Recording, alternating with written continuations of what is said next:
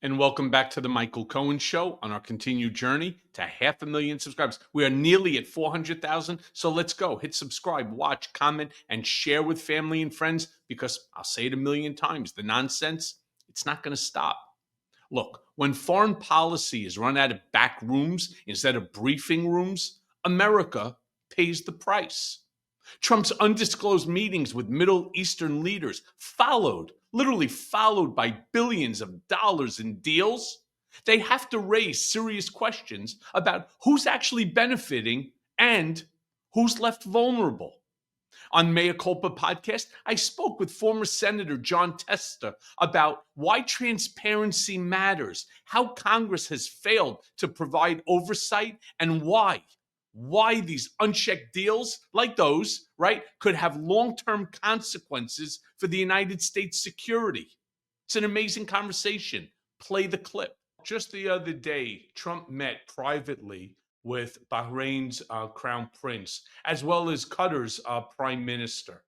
Meanwhile, the crazy thing is that the next day, Qatar pledged a $9 billion infrastructure investment, and Bahrain announced a $4.5 billion weapons deal. Is this standard diplomacy, or does it raise concerns to you about this pay to play access at the highest level? Oh, absolutely. There's no doubt about that. And when you're talking about the defense issues, I will just tell you, I was chairman of the Appropriations Defense Subcommittee on Appropriations, so we dealt with a nearly $1 billion budget. And I'm going to tell you unequivocally, listen to your military leaders. Don't be going in and cutting deals behind them or underneath them or above them, however you want to put it.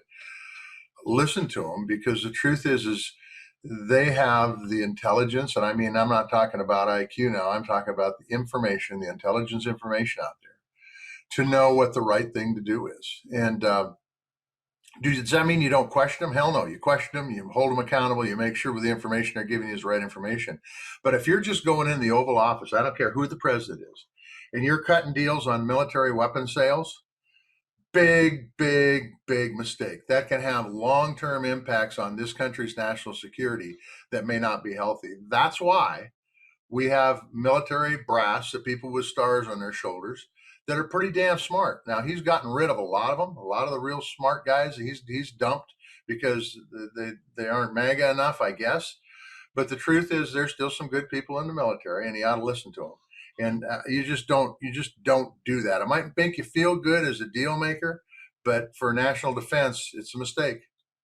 I mean, look, and while sure, it's a lot of money, if you are an individual, in fact, it's actually to some individuals in this country, it's not a lot of money at all. $9-10 billion, pales in comparison to the $300-400 billion net worth of certain individuals. I mean, our numbers today have gotten completely grotesque. But where I'm more concerned, and I'm really concerned, is that much of this strategic security partnerships are now being directly linked to economic investments, whether it's into a Trump family business or to some donor aligned entity, that they are literally, it is becoming a pay for play. $9 billion compared to our $27 trillion GDP. It's a pimple, literally a pimple on an elephant's ass.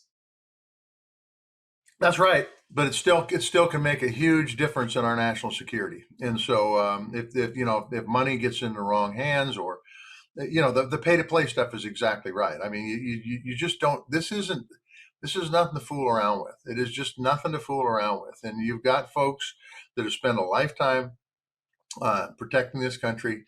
And quite frankly, listen to them, hold them accountable, make sure the information they're giving you is solid, rock solid. But you just don't do this kind of stuff. It might sound good, but the truth is long term it can have some real negative impacts. And that, the weapons may end up in the wrong people's hands. I don't know what kind of money, infrastructure money, they're going to be spending it on. The $9 billion that Qatar's going to put in, I have no idea, and I don't know what they're getting back for that $9 billion investment. But the truth is that we've seen the president lobby Qatar for a $400 million airplane that's going to cost far more than that, by the way, to make sure that it's secure to be able to fly in, which I would question whether he's going to wait long enough to make sure that that plane's secure. And information that goes in and out of the Oval Office, as you well know, is some of that is pretty highly sensitive. And so there's a lot of issues out there that our enemies are looking at, rubbing their hands together, going, oh, God, this is going to be really cool. And I'm not sure the president's fully aware that the folks out there that he considers to be friends really want to do us in. And so, all this plays together. And if I had more fingers, I could make it play together better. But the truth is it all plays together. And in the end, it could be. Not saying it will be, but it could be bad for the country. Yeah, and look, that's the whole problem. None of us know the future, right? Nobody has that crystal ball, because I can assure you, if we did, we'd all be winning the Powerball every single week. But nobody has that crystal ball. We're not supposed to be thinking about, well, what if hypothetically the military equipment that we just gave based upon this pay to play for an infrastructure, payment by a foreign entity is now going to be used against one of our allies or against us. I mean, the whole thing. And what bothered me more than anything, and I'm so curious to get your reaction to this, neither the press nor Congress were briefed on the content of the meetings in advance. You believe that these leaders are circumventing national security norms? Well, look, I mean, I think who's circumventing the norms is the executive branch of our government right now. I mean, and by the way, once again, Congress is AWOL, and they're saying just go ahead and do it. There needs to be questions asked and answers given on this stuff. They need to bring people in front of committee, either in classified session or in open session, when it comes to military stuff, and find out what the hell is going on. And the fact that the press isn't there better indicates to me that there was classified information that was exchanged. Why else would the press not be there? And so, I mean, look, I have said for the better part of 6 months that Congress needs to do their job that the Constitution dictates. Their Article 1 in the Constitution, they have a job in checks and balances. They are supposed to be a co-equal branch of government. And quite frankly, they haven't been. And they've been, if President Trump wants them to do something, they do it. They don't ask questions. They don't hold hearings. If things go upside down, take a look at Signalgate, for example. Mm-hmm. If that would have happened during a different administration, do you think the Senate would have sat back and let it go without any hearings? Hell no, there would have been hearing after hearing after hearing. And by the way, there should have been hearings after hearings after hearings on Signalgate. And regardless who's president, regardless what party's in power, because that's not how this country operates and deals with classified information.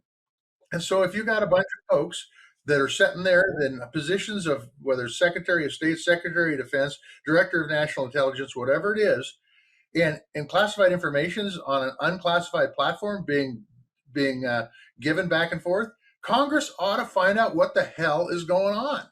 And they So didn't. why are they, haven't. Senator? Why are they abdicating their authority granted to them by the Constitution, as it relates to our tripartite system of government? I don't know, but I can tell you this: Robert C. Byrd, the senator from West Virginia, when there was a Republican president, he was liberal and he pushed him. When there was a Democratic president, he was conservative and he pushed him. He did not trust the executive branch. There needs to be a mistrust between the branches to hold each other accountable. And if he was still there now, he would be going insane. And as well as others, by the way, I couldn't help to think that maybe somebody like Dick Shelby would be going crazy. I couldn't help to think that somebody like Thad Cochran wouldn't be making sure their voice is being heard. But the bottom line is nobody on the Republican side of the aisle is stepping up and saying the right thing to do here is to have a hearing. The right thing to do here is to make sure that we find out the facts, whether it's Epstein or whether it's tariffs or whether it's Signalgate or Jesus, the list is long, man. You know it. you've been reporting on it, you've been talking about it, but nothing happens, and nothing ever happens except we need a big, beautiful bill done by July 4th, an arbitrary deadline, and shit, they bust their ass and they get it done because the president said do it. So they do it. They, jump how high, and they do it. So then why hasn't the Senate Foreign Relations Committee demanded transcripts or at least some notes from the meetings? Yeah, I mean, it's their job. They should. They need to step up and do their job. And quite frankly, the chairman of that committee needs to trust but verify, and they haven't been doing the verifying. Yeah, and that's why, as I said in that Substack, complacency is the new American crisis, because that's what it is. Getting up, putting on your clothes, going into the office and doing nothing, that doesn't benefit America. And unfortunately, that's what all they want to do is get their 5 minutes on whether it's Fox, CNN, MSNBC, ABC, CBS, and so on. It's almost like, again, it's all performative bullshit. I'm going to tell you something. You want to talk about complacency? I did a fellowship at the University of Chicago, and one of the other fellows was a person who was an enemy of the state of Russia, and she was a friend of Navalny. And one of the things she said in many, if not all of her seminars, is this is not a time for complacency. Complacency is how democracies die. And quite honestly, that applies to our citizenry, and it absolutely, unequivocally applies to Congress. Hey, everyone. First of all, thanks for watching. We're going to be posting daily episodes with reactions and talking about politics. We'll be talking about everything, in fact. So please like and subscribe. Join us on this journey.